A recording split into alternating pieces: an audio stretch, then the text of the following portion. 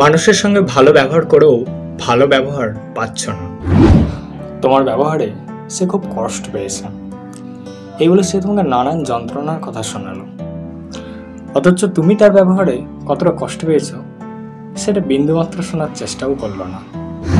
তার কথায় বারবার নিজেকে অপমানিত বোধ করছো, বারবার নিজেই দোষী হয়ে পড়ছো। তার দোষটাকে তুলে ধরতে পারছো না, ভেঙে পড়ছো, কান্না পাচ্ছে। কান্না পাওয়াটাই স্বাভাবিক। আসলে যে তোমাকে নরম মাটি হিসাবে বুঝে যাবে সে তোমাকে সুযোগ পেলেই বারবার আঘাত করবে। যদি কান্না পাই তবে একা কোনো ফাঁকা জায়গায় একটু মন ভরে কেঁদে নাও।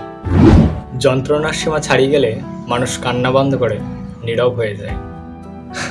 দেন ঘুরে দাঁড়াও, নিজের চরিত্রটা লবণের মতো তৈরি করো। না কেউ বেশি তোমাকে ব্যবহার করতে পারবে, না কেউ তোমাকে ছাড়া থাকতে পারবে।